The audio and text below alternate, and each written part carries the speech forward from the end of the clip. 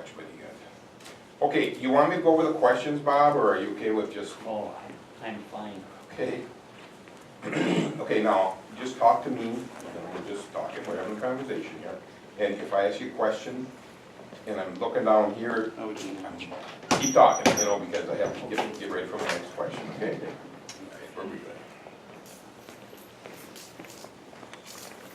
Then we can probably have to zoom in on the airplane sometime. Yeah, they'll do that. Yeah, we got it so we can shoot from that camera. Okay. Go from. But I'll keep looking at Frank. Yep, just keep talking to me, we're just having a conversation. Hope I get everything, there's so much I could go over with this. How much time do we have here? You have as much time as you want. We can go until you are done or tired. Okay. If you want to, you know, I don't know how long you're looking. If we can do we'll break it at a half hour for sure, like 25 minutes. Okay, and what do you want to do? We'll break it at a half hour. Yeah. If we're going longer than that. That's a long time. Yeah, if we're You want going a longer than dual that. try? No, I think I'm gonna grab one. If you want to take a little break, just say, we'll be right back. You know, when I speak, And we'll put usually something in goes there. an hour and a quarter, and I don't speak that long. I usually speak about 15, 20 minutes with the questions. It looks Mhm. all Take a, Absolutely. What was that? And that's- I that's think it good. would look better if he unzipped jacket. Yeah, probably. Yeah, Bob, what? unzip your jacket. It's kind of all crinkled Yeah, up, and if it's you all unzip bunched up. it, Yeah, that's How's that? better. it looks better that way. I Thank think. you. We're gonna get kind of warm now, these lights Yeah, are lights pretty. need the eye. You get it? I'm Yeah, that nervous looks a anyway. lot better. Ah, you are. Oh, yeah, that's better. Just gotta pull this mic cord over this way a little bit. Thank you. That way it won't be kind of sticking out there. Hey, you want him to pull his jacket back down a little bit? Kind of bunching up on Yeah, maybe that is. Why don't you let me help you there? Sure. There we go. Thank you. You bet. Yeah, that's better, that's better. See, one of those, for every We mission, usually tell them to sit on their tail. 50 of them. Boy, you're the luckiest guy ever. Huh? Yeah. You must have heard that 100 times. Yeah. Can you have him just advance that one time so I can just kind of read it? Okay.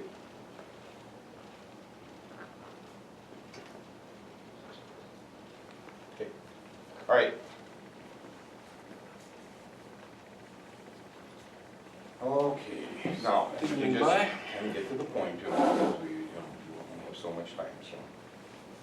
Yeah, Frank, if you get tired, you can just say, we'll take a short break, you know, and be back. Yeah. If you talking about me or him?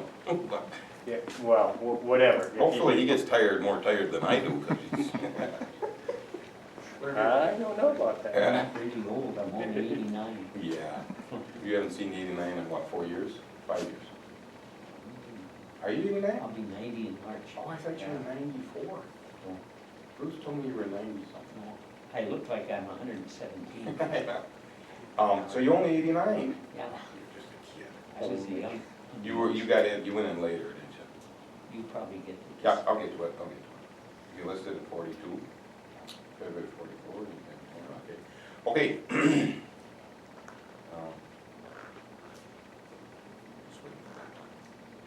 You're ready. You ready? Yep. Oh, okay. Hello, I'm Frank Orsello. Welcome to our continuing series with area veterans. I am honored to be joined by Bob Clemens, who was a navigator with the B-17 Flying Fortress.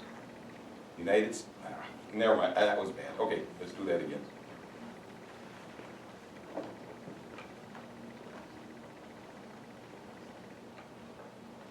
Okay. Hello, I'm Frank Orsello. Welcome to our continued series with area veterans. I am honored to be joined by Bob Clemens, who was a navigator with the B-17 Flying Fortress, United States Army Air Forces. He flew 50 missions from June 16, 1944 through September 12, 1944. Bob, thanks for joining us. It's nice to be here. Okay. All right, I'm going to ask you a few questions here, and then you just tell me whatever you want, okay? All right, let's start with, give us a little bit of your background. I grew up here in White Bear Lake, graduated from high school in the end of May 1942, went into the Army Air Force in November of 1942. Went on and got my commission and my wings at age 19 in February of 1944. Met my crew in Sioux City, Iowa, the other 9 fellows on the B-17. Now, let me ask you, just to interrupt you here. How did you, okay, you became a navigator. How did you decide to do that? Well, you take a test and they rate you 1 to 9 for pilot, bombardier, and navigator. I was fortunate enough to rank 9 in all 3 of them. And I thought being a navigator would be nice because math was my favorite subject. So that's what I chose.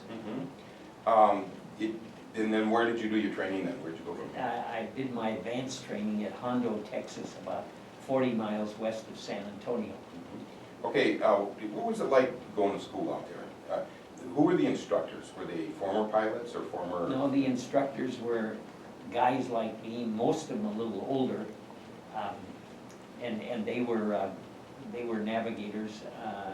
We only had 1 or 2 on the entire base that had been overseas. Most of them hadn't been overseas yet, but they were well-qualified people. They were good teachers and good disciplinarians. The discipline was always a big deal, but that never bothered me because I was well-disciplined at home. You know, I want to get back to one thing there. Now, you did not have any college education, did you? Yes, You I had gone to college a few months, and part of the way you got into the Air Force, you took a mental test, and I took it with 300 guys.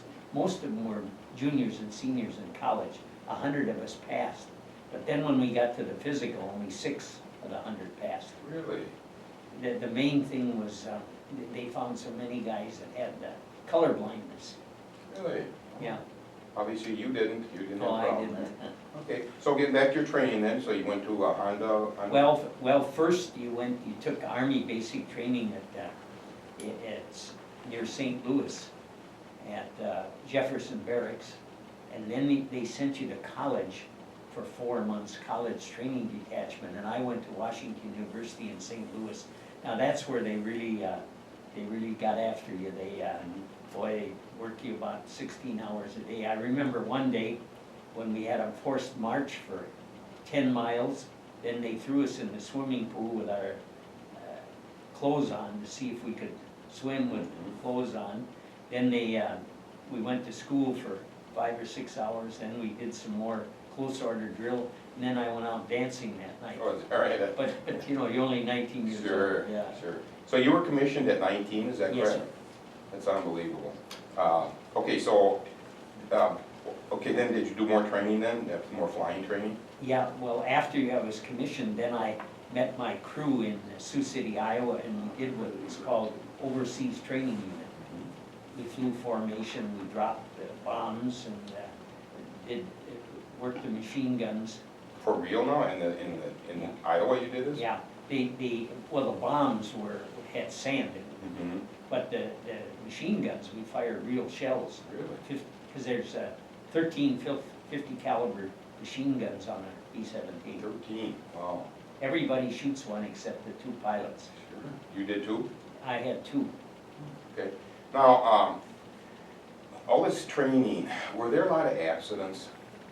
A lot of plane crashes? Well, there were some accidents. The first one I saw was a bad one. We were at Sioux City, Iowa, and we were at the municipal airport. That's where we trained. And they cleared a B-17 to cross the runway, and another one was taken off. Wow. And but it turned out to be good training because they didn't let us stop. As soon as they swept up the stuff, we went right back, got on our planes, and took off for a So did training both mission. crews get killed in on that? Yeah, all 20 guys. Wow. Every time there's a plane accident, there's a lot of people dead, isn't there? Yes, 9, or was it 10 10 crew, men on the right? crew, 10 yes. crew. Okay, in fact, the stuff that I've read about World War II is 50-some thousand airmen got killed in training accidents. I mean, that's through the whole course of the war, but yeah, I don't know that figure. I know in Europe we lost about over 40,000. Okay, yeah.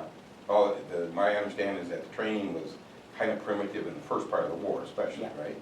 So a lot of good people. Well, that was a very advanced airplane for its time. Mhm. Boy, when I climbed into that thing the first time, that was an IT marvel. Okay, so you said you were 19 at that stage of the war. There's an awful lot of young people, and I think you mentioned your pilot was, what, 28 years old or 28, something?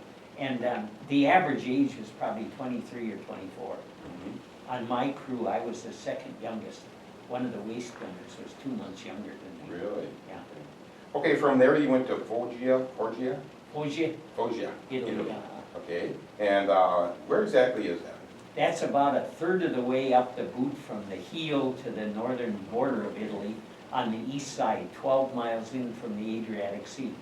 So this was in 1944, is that correct? Yep. that's- Okay, so we had already, the Germans had surrendered in Italy, is that right? Well, the Italians had surrendered, yeah. Italians had surrendered and the Germans were out of Italy. And Hitler did all he could to make it tough to occupy Italy. They,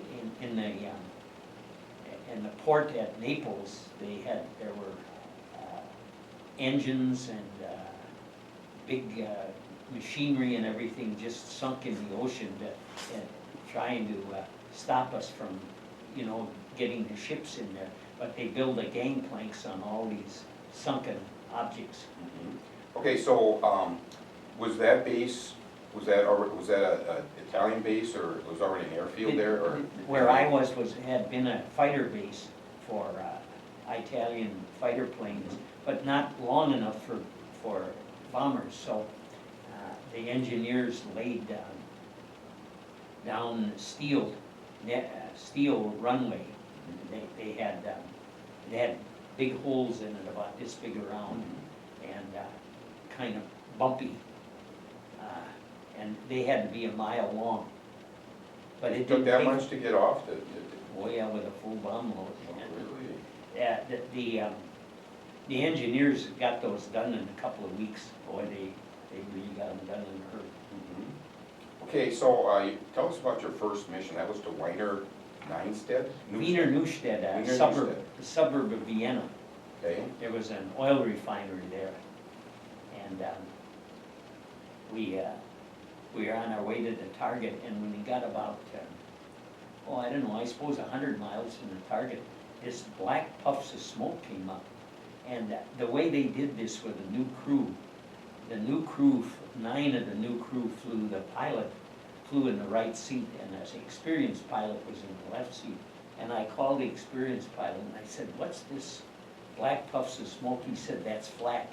Well, the closer we got to the target, you could walk on it. really? But when it was black, that was okay. It's when it was red, it was bad, because red it meant it was close to you. Oh, really? Yeah. So what was the black? Was that just smoke or was Yeah, that shrapnel? that was smoke and shrapnel for one that had exploded.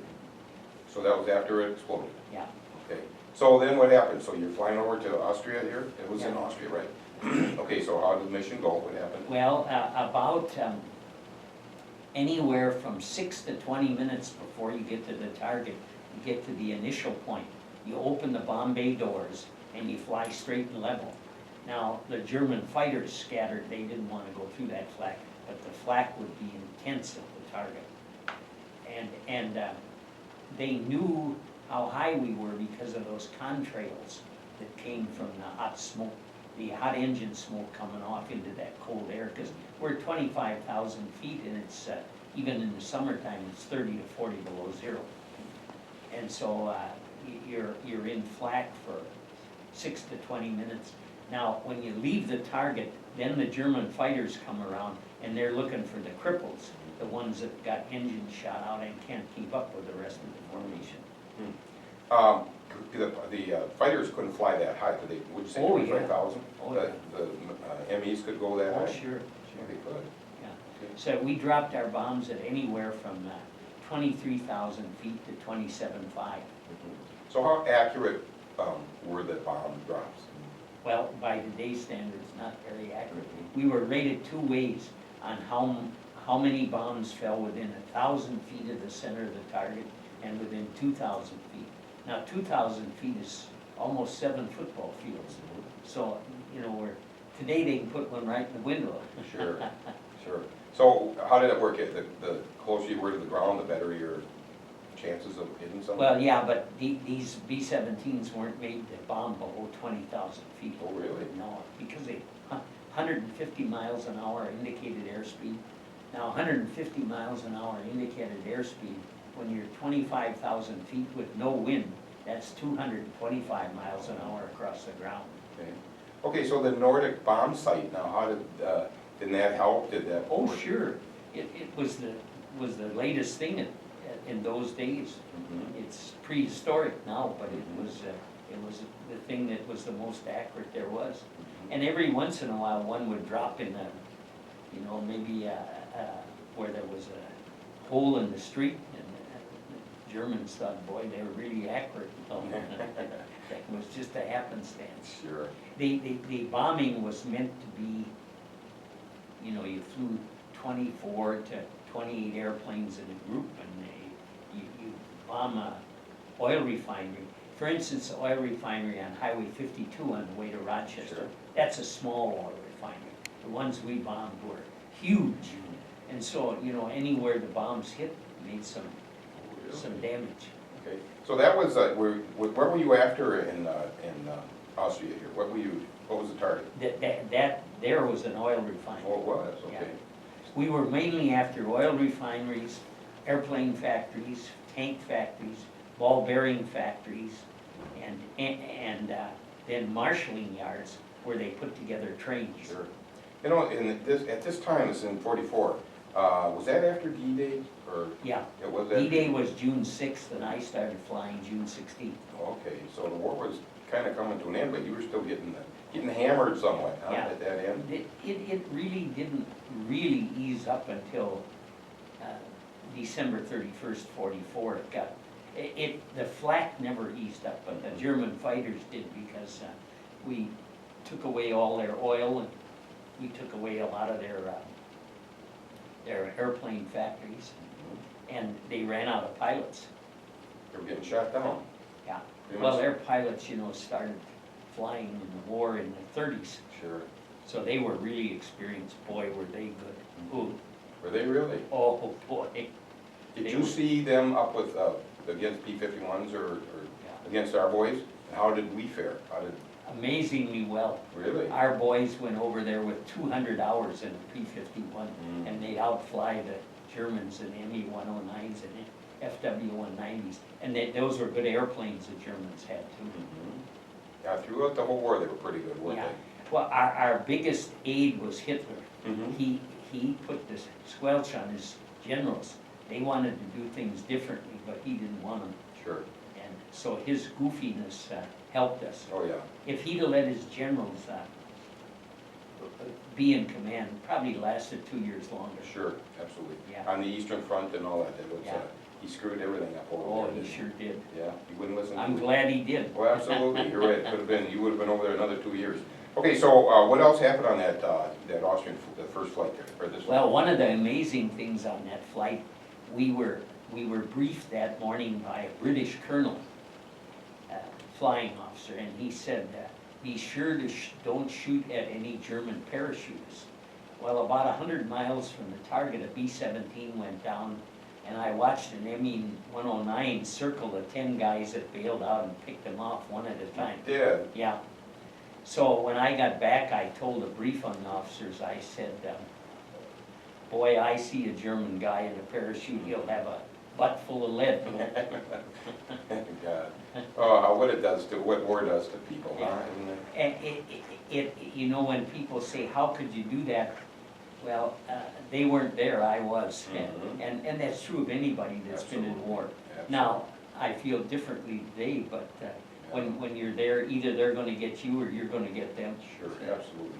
Now, tell me about your navigation skills. Okay, you set the target here, and how do you, okay, what do you do? How do you- Well, our training, we did navigation both by dead reckoning and looking at the ground and taking the drift, you know, at a drift meter and the airspeed and the wind and the temperature. And then we also took shots on the stars and the moon and the sun for nighttime navigation, because some of the guys went to the Pacific. and Sure. They flew at night there. But in Europe, we flew in the daytime and the British flew at night. Okay, and who got the snot kicked out of them the worst, the British or the Americans? We probably did that. The British said that it wasn't practical to bomb in the daytime. Well, now, that would be the 8th Air Force, right? And They were in really England, got- yeah. Yeah, they really got kicked pretty good, didn't they? Yeah. Well, we did too. They were, they just had excellent defenses. I flew 5 missions over Ploesti, Romania, where they got about 50% of their oil.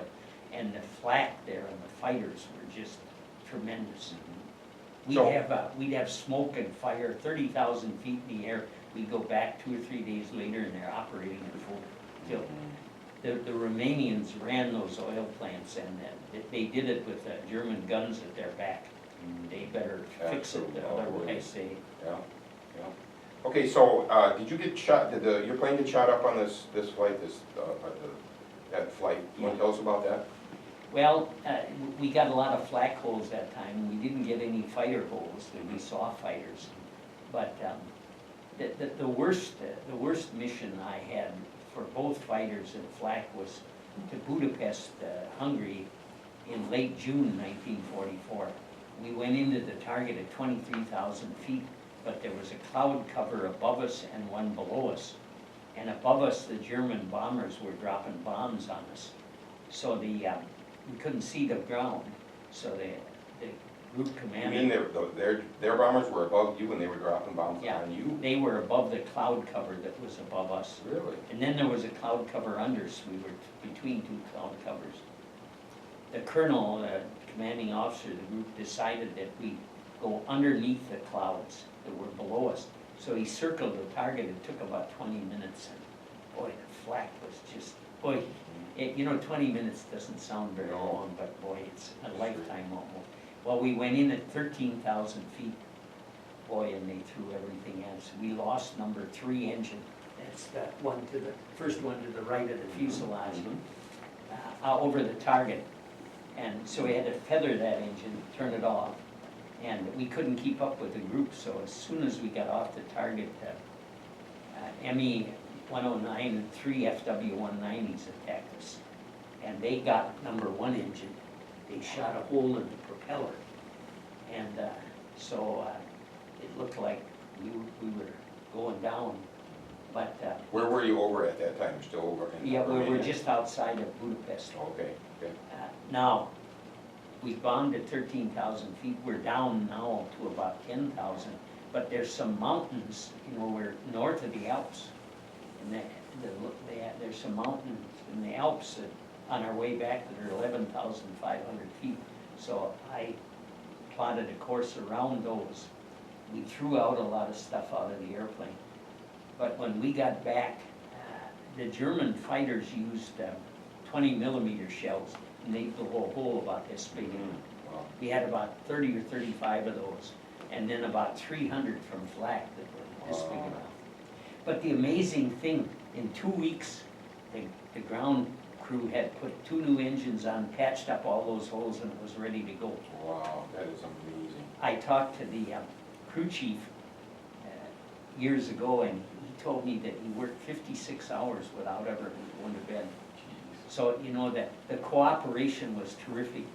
The men in the Navy and on the ground, in the air, it was a real cooperative effort, and everybody had a part in it. Nobody won by themselves. Sure. It's interesting how we think mostly, and I'm saying the younger that I am, we think about the pilots and the fighter pilots and all that, but there's a lot of support people in there. See, that there's a lot of glamour with people that fly. Sure. So it's just like interviews. I bet you've interviewed a lot more flyers than anyone else. Absolutely. But boy, those other people did a I great never job. did talk to a mechanic, not ever. Oh, and they were terrific. Absolutely, what would you do without them? And I know they were the same thing in the Pacific Yeah. Theater too. Yes, they Without were. them, And the guys in the Navy, you've seen pictures of D-Day. The North Sea was under solid ships. absolutely, absolutely. Everybody had a hand in it. Yeah, but still was the guy down on the ground there was getting shot at Yeah, and shooting. he's probably had the toughest thing. Sure. You know, and I wanna ask you something about, okay, now, well, let me ask you this Yes. first off. You, okay, in July, you mentioned that in July of '44, you lost 318 bombers, heavy bombers. Okay, that's 10 times 318, is that correct? I mean, okay, and then in August of 44, you lost 330. Okay, okay, now, these are men that you knew and that you were stationed with, they were back at your barracks and that kind of thing. How did that affect you? Well, one of the ways that I handled it, except for my crew, I tried not to get too close to guys, because, you know, next day they might be gone. Sure. And mainly what you were interested in is getting those 50 missions over so you could get back home. Now, I thought wasn't there 25 missions at one time, or? Yes, that's what the 8th had, 25, then they Oh, went to 30 and then to 35. Now, we got double credit for a mission when we flew north of the 47th degrees of latitude. Now, the reason for that is you had to fly over the Alps, and flying to the target wasn't so bad, but coming back if you were shot up, that's a tough deal, because those Alps are pretty rugged. Oh, sure. Okay, so as you're coming back and you see your fellow planes crashing and bailing out and all that, what did that do to you? I mean, Well, it leaves a mark on you. At that time now, I've been fortunate. My mind is, I put out of my mind most of the bad things about the war. I remember the good things. Some of the neat people I met, and some of the nice people I've met since the war. I don't dwell on the negative part. boy, that is so good. I mean, Yeah, you could be beating yourself to death. yeah, So let me ask you this, have you read the book Unbroken? yes, Okay. One of the things in there was, at that stage of the war, and that was a little earlier in the war in the Yeah. Pacific, but Louis Zambronini was a navigator, yes. and Bombardier. a bombardier, I'm sorry, he was a Yeah. bombardier, okay. Now, the navigation system in those days, when you have one little island out here, and you're 500 miles coming in, 1 degree, and you're gonna miss that island. The things were a little more primitive in those days, is that correct? Well, yeah, they really didn't improve much till they got the RAM, long-range navigation system, and that came with the B-29s flying to Japan just a little later, right around late 1944. Now, I was getting prepared to go to the Pacific. Oh, were you really? Yeah, I would have been there the end of September as a cruise control officer, another position on the B-29, because the B-29s didn't fly formation, they flew in tandem. Oh. And they had to conserve as much fuel as they could, so they had an officer aboard that figured the fuel consumption and everything, and that's what I was trained to do. So what do you mean in tandem? What do you mean? One behind the other, You did? yeah, I guess I didn't know that. yeah. So I was really delighted when President Truman decided to drop the atom Oh, bomb. I'm sure. There are a lot of troopers were, I'm Yeah, sure. Okay, so you made it back. Okay, now, okay, I want to ask you another psychological thing. How did you feel? You get up in the morning, you have your briefing, you go have chow, and then you get on your plane. Everything is, day to day. You get up there, and now you're getting shot at, and the flak, and the tension, and the shooting, and the noise, and everything. And then you get done with that, you get done with your mission, and if you're lucky enough to make it back, and now all of a sudden you're back and all relaxed, and you're having dinner, and, and sleeping in your bunk and all that. How'd that go over? I mean, I'm thinking of compared to an infantryman that's out in the field all the time, every day. well, you don't, you really, when you talk about sleeping, you really never slept that good. The night after my 50th mission, I went to bed at 10 o'clock, and I didn't wake up till noon the next day. Really? And in those days, we could sleep that long without having to get up to go to the bathroom. Yeah. That's good. Okay, so, and they let you sleep too, right? Yeah, oh yeah. Did you see a lot of the pilots and the crewmen suffering from, what's the word, fatigue, battle fatigue and that kind of thing? Yeah, they let you, they had a squadron flight surgeon in every squadron, 4 squadrons in a group. But the flight surgeon was probably the guy that just got out of medical school. I think the man we had, Captain Nichols, was 28 years old, so, you know, he was, but he, the first thing he did when he got back is, he got 2 shots of booze. Now, I was a teetotaler, so I had mine put away for my pilot. But you got 2 shots of booze, and then he'd kind of talk to you a little bit, and when you got close to the breaking point, then they'd send you on what they called flak leave. From our group, we went to the Isle of Capri. Boy, that was top Ooh, notch. that's nice, Yeah, so I was there a week after my 35th mission, You were? yeah. What caused you to, what did you feel? Were you just jumpy and nervous, or you're? Kind of, I guess, he could tell more than I did. You know, you just, you're just kind of tense, you want to get that done so you can get home. Mhm. And I came pretty close to volunteering for another 5, but then I decided against it. That's pressing, huh? Bob, we're just about out of time, but I'm gonna end this for now, but we're gonna be coming back, okay? We're gonna redo this again, okay? That's the end of this episode of our continuing series with area veterans. For everyone, we didn't need that, did we? We didn't can need do that later. Yeah, that's the end of the thing. Okay, what do you want me to do? Say, do a face over and just say we'll be right back? We're just gonna take a break? You hearing that, Joe? Up there. I'll just tuck this back so it stays back a little bit there. You know, Bob, you talk about that. My son wrote a paper, had it published in Navy Times, was about PTSD, and I'm gonna ask you about that, PTSD, post-traumatic stress, and it was among medics. Corpsmen, because when he was over in Iraq, you know, he ran into some corpsmen that had some pretty serious mental problems, you know, medical people, you know, they're dealing with the guy with the leg gone and all that, you know, so, anyway, he wrote a paper on that, got an award for it. Okay, all right. Where did he go to medical school? University of Minnesota, yep, he did.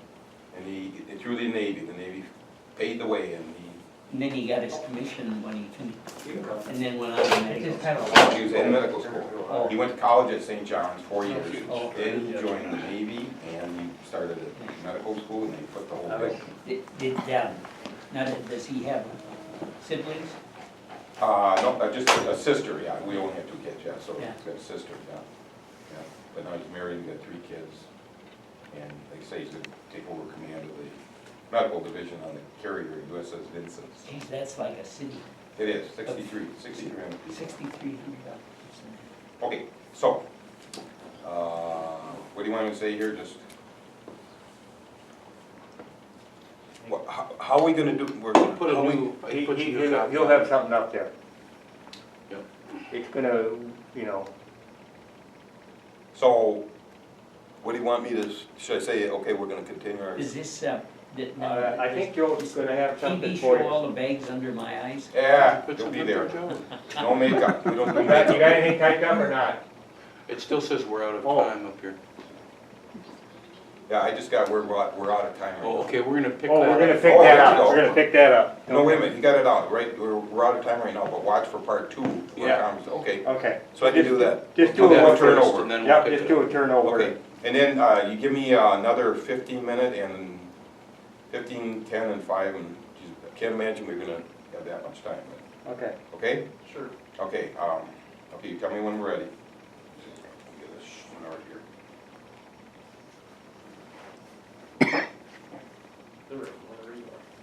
Ready? Yep. Okay. We're out of time right now, but watch for part 2 of our conversation with Bob Clemens. Okay.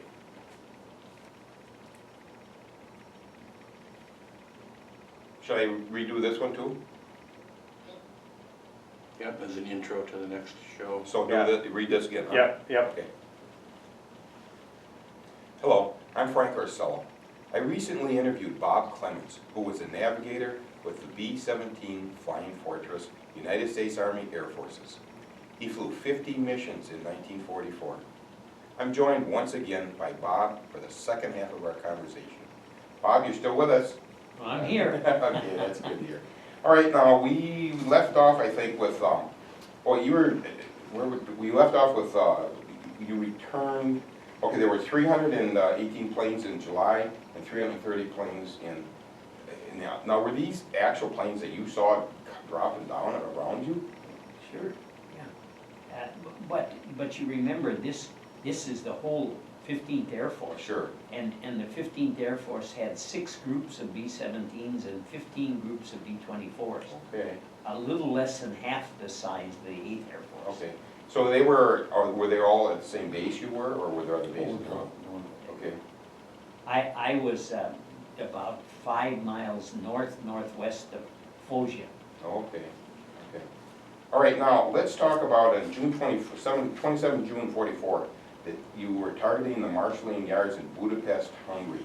That was a pretty serious Yeah, battle. that's- That one tell us about that? That's the one that I told you about, where we went in at 13,000 feet and Okay, had all those holes in the plane.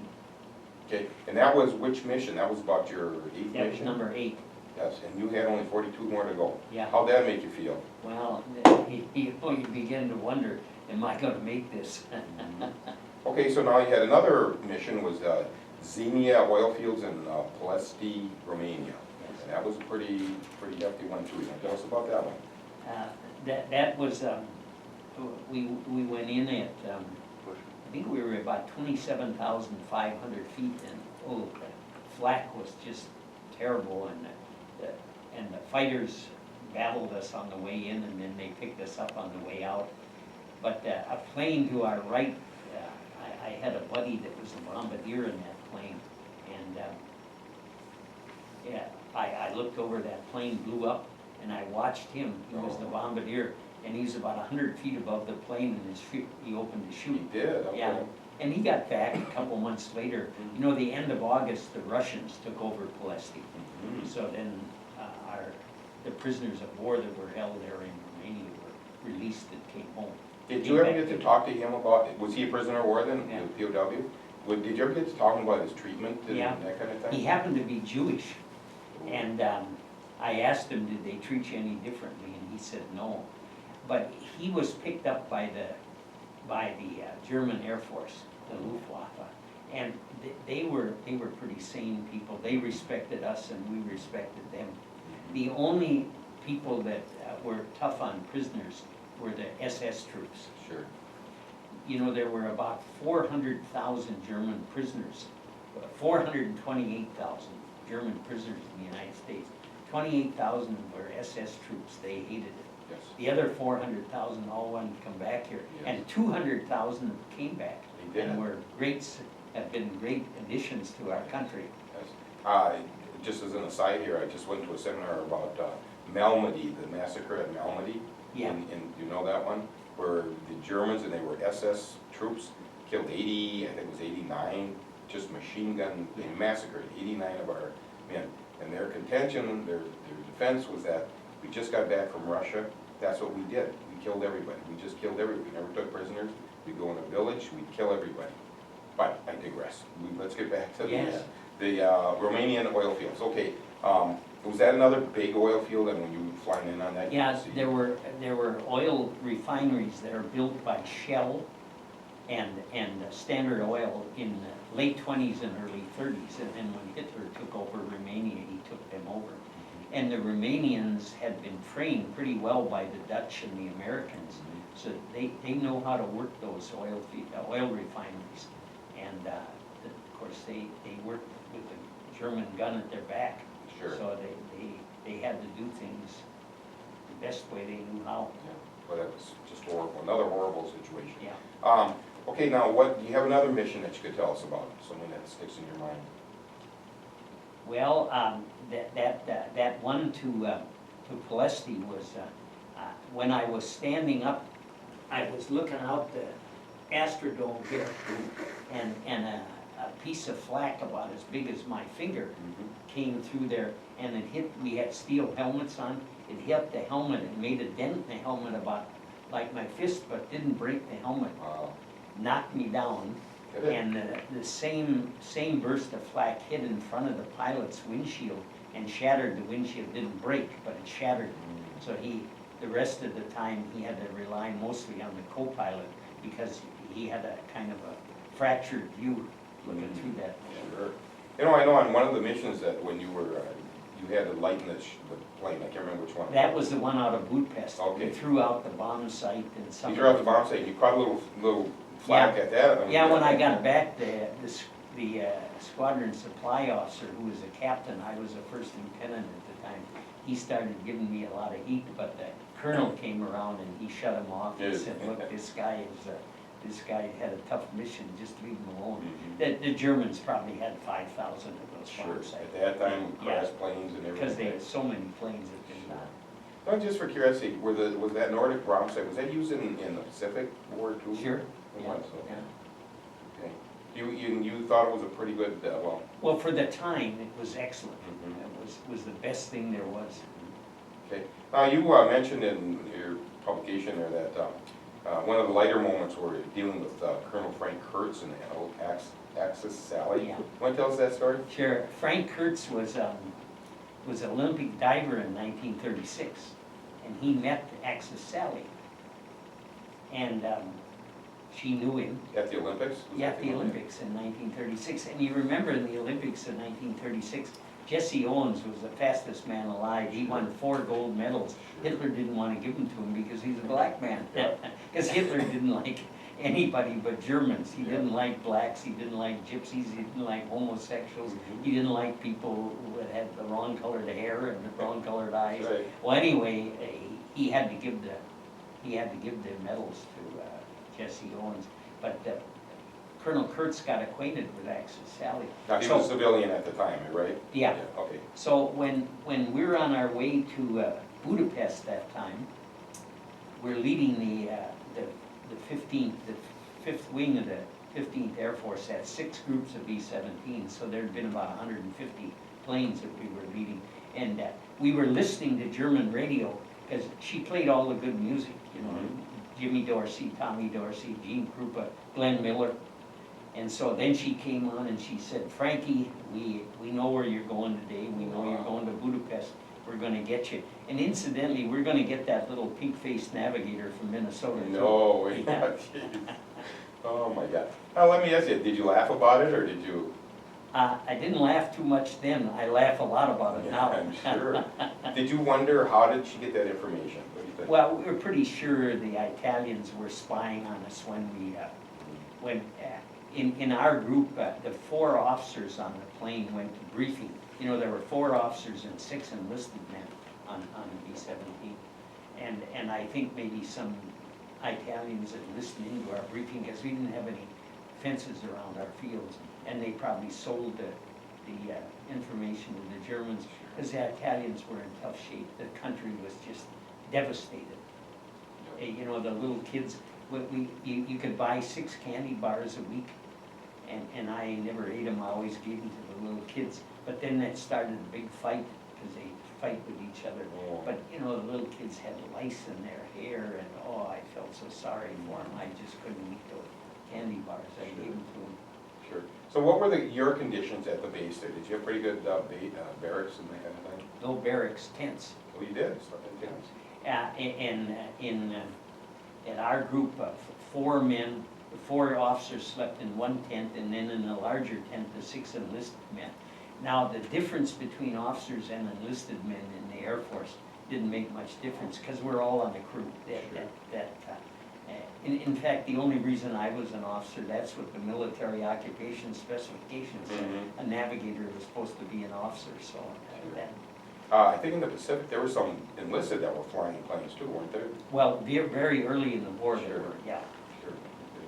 Okay, so, did you get to visit with the Italians during leave? Did you get any leave, liberty at all? Well, when we were on the Isle of Capri for a whole week, Okay, but not in the immediate area? huh? Oh, yeah, in the immediate area, yeah, some of the kids would pick up our laundry, and they do the laundry if you sent enough soap with for the laundry and a little extra for them, Wow.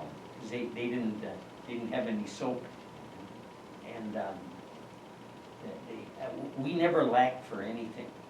They had extra engines, extra parts, Really? gasoline, it takes 100 octane gasoline, and the plane takes about 2,800 gallons.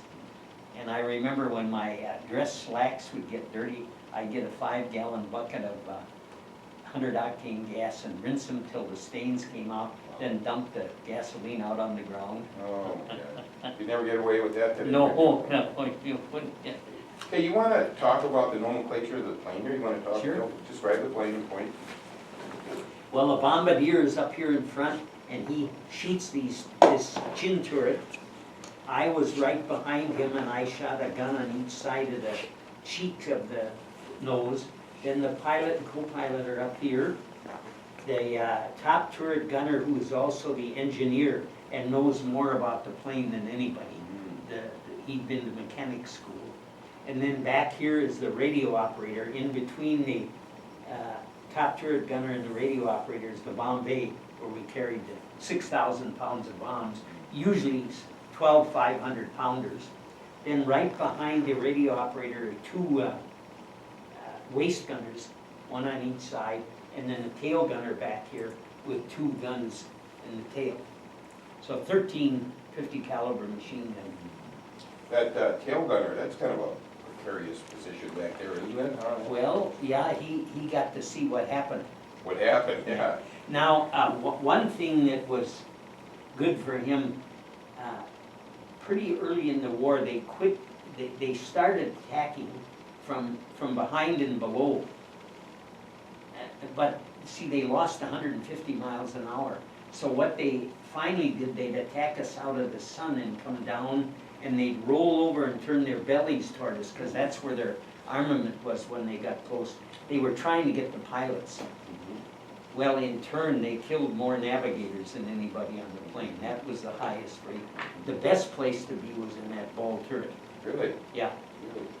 Now, you say that you were up here and you were shooting with the machine guns? 2 guns, one on each side of it. Okay, so what'd you do, plot the course and then you go down and you Well, were then running it, huh? the machine guns are right there by you. Okay, okay. Do you think you got shot anything down? The ones I shot was like shooting a shotgun, you just look down the barrel. But see these other guns, like here and under here, and in the tail, they had an off-sight electronic So sight. they were leading, so Yeah. they'd be leading on? Yeah, they had that built in, and that was a I lot didn't more know that, I accurate. didn't know that. Did you go to gunner school at all when you were back in the States? No, usually you did, but they were short on navigators, and I asked them why when I got overseas, and they said, why do you think why? You had a lot of them killed. So I didn't go to gunnery school, so the pilot, when I joined him in Sioux City, Iowa, he asked the engineer to teach me about the guns. And he probably took an hour, and I learned how to strip it and put it back together and shoot it. And So, and when you're shooting and shooting free like that, you had to lead the plane, that had to be tough yeah, to do. in huh? short bursts, Yeah, yeah. So you because don't- otherwise you burn up the barrel. Usually what they would give us is 800 rounds in each gun. So we have 10,400 rounds of 50 caliber shells, and each third one was a tracer. Sure. Sure. Okay, and you don't think you got any 109s shot anything down? Well, our guys got that 109 that jumped us at coming out of Budapest. One of the waist gunners got him. I didn't get him. Did any of your crew get hit at all? Yeah. Okay. 2 of the original crew got leg wounds that weren't they were just flesh wounds. We had a ground pounder, a major that wanted to go with us on a mission. He got shot up a little bit. But then we had a co-pilot on his first mission. He was with a new crew. He got his elbow shot off. And that was a kind of a scary situation. Bombardier and I took him out of the co-pilot seat, and the engineer got into the co-pilot seat, and we took him down where we were one level below the flight deck. And he was in terrible pain and bleeding profusely. So the bombardier put a tourniquet on his arm between the elbow and the shoulder. And he was screaming so that we had a Red Cross kit, but nobody told us how to use it. Well, there were 2 shots of Morphine? morphine. I gave him both shots right through his skivvies, Sure. and in about 30 seconds he was out. Yep. When we got back to the base, we landed at a hospital base, and a doctor got on, it was a major, and he started giving me the dickens for giving him that. And I said, look, Doc, I'm a navigator, not a doctor. I didn't know what else to do. This guy was screaming, so I said, he's still alive, isn't he? And he said, yeah. But we lost track of him. They within a couple of days, they sent him back to the United States on a hospital ship. So what do you think of the B-17? Pretty good? Oh, most magnificent airplane ever built. You know, a little prejudice. Yeah. Excuse me. Okay, so now, anything else you want to report about or talk about from the European theater? Because I'm going to go into after the war, if you want. Oh, that's fine. You got anything that you can think of that's? Okay, so then you came back, and when? What year? Well, I got out of the service in. No, before that, which when you came I back, came back in you were 44. gonna go back to Texas and teach? Yeah, I went back to Texas to Hondo and taught navigators, and then they changed the base to training B-29 cruise control officers, and they put me in that training thing, and we trained in B-24s. The last 2 training missions were in B-29s, and as I say, I was scheduled to go to Japan about the end of September of 45, and of course the war ended. Sure. First part of How did you feel about that? Now, you're gonna be redeployed to the Pacific. How did you feel about that? I Did thought you- it was a dumb idea. Yeah, did you feel that you kind of did your part? Yeah, Uh-huh. yeah. But, you know, that's, the military determines where you're going. You don't have anything to say about it. Sure. Because I know after getting close to the war, well, I think it was after the war, a lot of the GIs on the ground in Europe, they were scheduled to go over to the Pacific too. Yes. They didn't think it was right. No, they You didn't. can't hardly argue with that, you know? Okay, so you came back and then you were, where was this in Texas that you were a teacher? Yes, at Hondo. Okay, and that was on, what did you say, B-20? Well, we trained, to be a cruise control officer on a 29, we trained in B-24s. Oh, And then the last 2 training missions were on 29s, Okay. B-29s. what does cruise control mean? I know what it means to me, but, That's to set the throttles to get the most mileage out of the gas, because you're flying long distances over water, and you gotta try to preserve all the gasoline you can. okay. And then those terrible headwinds going to the target in Japan. And then they decided they could do it at low altitude. Okay, now, okay, so then you got done teaching there, and then, I know I was gonna ask about coming back. Now, you took a ship coming back, right? Yes. What'd you think of that? Is that, Well, it was kind of funny going over. I was on a ship, but man, there was a whole armada of ships, I think 26 of them, some cruisers and destroyers, really? and they were dropping depth charges all the way. When we came home all alone. But the ship turned every 2.5 minutes. Really? Yeah, Zigzagging, huh? yeah, because of the German subs in the Atlantic. So at that stage, was that a big threat, do you think? I mean, were Oh, still yeah, there? they were still They were still there. Yeah. Jeez, that's scary. Their submarines were really effective. And that's another one Hitler screwed up on. He would have really pushed that, he could have. Yeah, oh yeah, he dinged that up Yeah, badly. that's another one. See, I want to get back to something that the book Unbroken, Zambernini. Yeah. He was another one that was over in the Olympics when Hitler and Thorpe and all that. Yeah. But, okay, get back to the book there. What did you think of that? How, did you read it, and what did you think of it? Well, the thing that I liked best about it was the spiritual part. Because I didn't have a spiritual experience till I was 51 years old. Oh, really? But I can look back now and see how the Holy Spirit was working on me between age 20 and age 51. Do you think that's why you survived 50 flights, missions? Well, yeah, I think God had a purpose for my life, and I can't tell why He rescued me in particular, but So you could do our show today, that's why. yeah.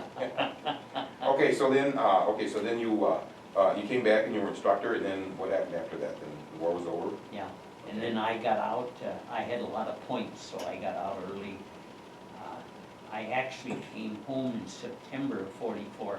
I had 30 days of leave coming, so I really wasn't, an officer in those days didn't get a discharge, he got a certificate of service.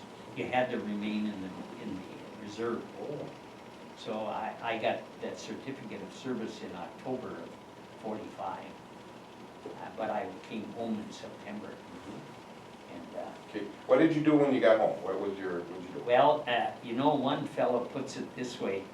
There were 3 things we did in this order. We wanted to find a job, we wanted to get married, we wanted to have kids, but in that order.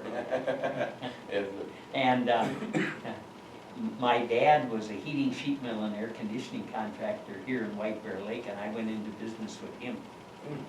And he died very suddenly in 1949 at age 58, and I kept the business until I sold it, and I went into the business I'm in now. And incidentally, I still work about 20 hours a week. Did you really? You're in insurance now? I'm No. a financial planner and sell insurance and Oh, investments, okay. yeah. And you're still working too, huh? Yeah, about half-time. Oh, that's wonderful.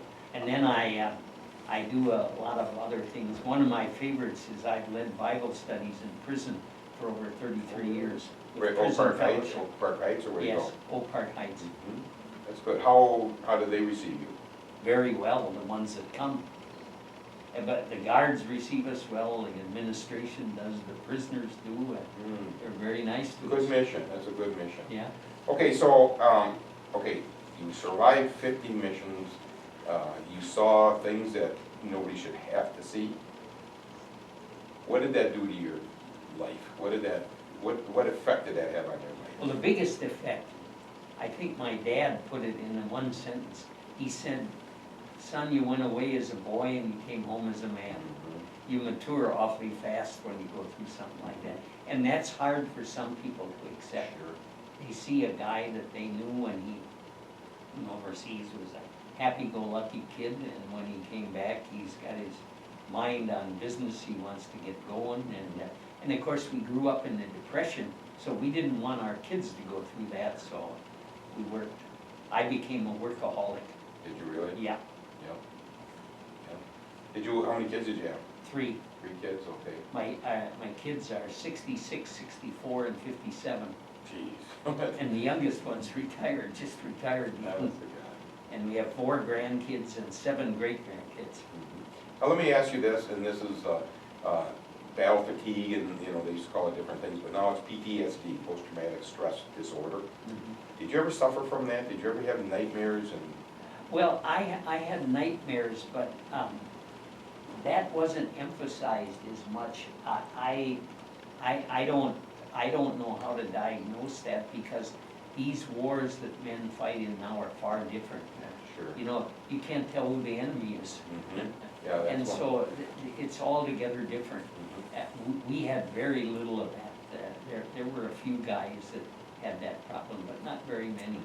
Now, the interesting thing is, because you were up in the air dropping bombs, it wasn't as up close and personal Correct. as it would be if you were a grunt on the ground. That's right, yeah. A lot of those guys are still suffering to this day. Yeah. They're still alive. But I noticed that you obviously have no trouble talking about it. Do you think that kind of helps too? Yeah, I think so. I started talking about it except to my wife. In 1979, my crew had a reunion. And then that's 35 years after we finished those missions. And we talked a lot about it at that reunion. And after that, I started to talk a lot about it. And now you people have interviewed me from one end to the other end. And so I've talked a lot about it.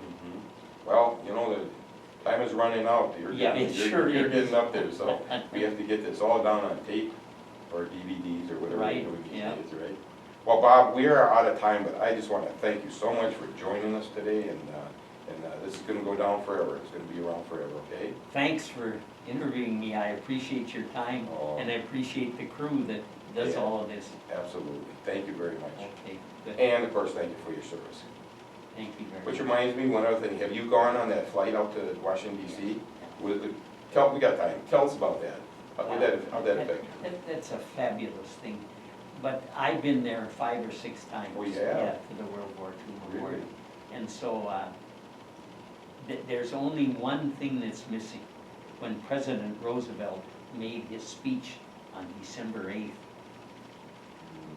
he mentioned God, and they've taken that out, the revisions. really? Yeah, they took that out. That, boy, that's really been a sore spot, World War II bits. Mhm. Because, I remember his speech like it was yesterday. Jeez, did you tell anybody about that? Oh, certainly but,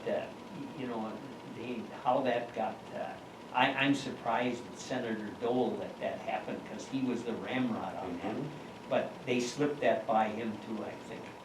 He's You know, just, that they were just quoting, I mean, they were just Yeah. quoting, so that shouldn't have anything. well, and they had his actual voice, Yes, absolutely. because, he had that fabulous radio voice. Mhm. Did you catch broadcasts of him when you were overseas? Did they rebroadcast it, or could you get it at all? Not very much, no.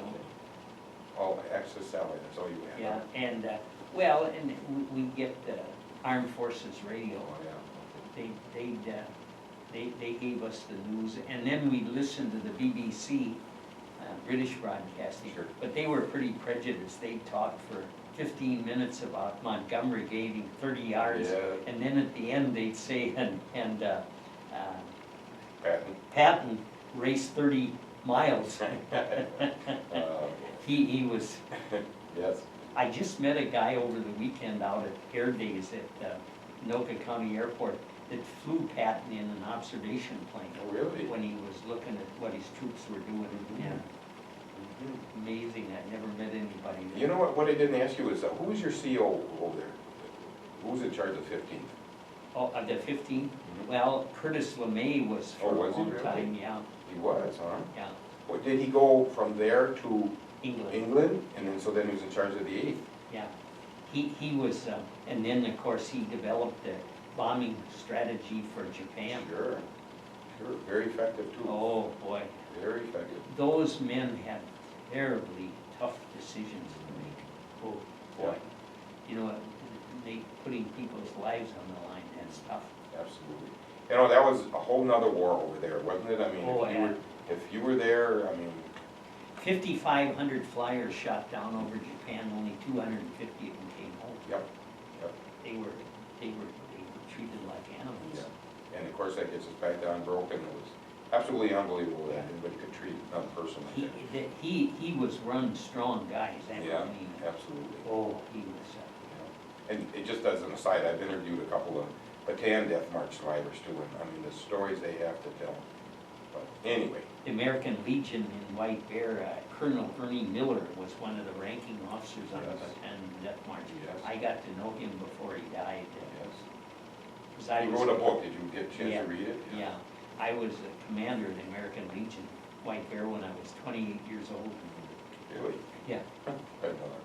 Oh, yeah. You know, just this PTSD that doesn't seem to affect you, do you think part of the thing is it's because you do talk about it and you know, tell people, anybody that'll listen? Now, this is a layman's diagnosis that your son might disagree with me, he's a doctor, he knows better.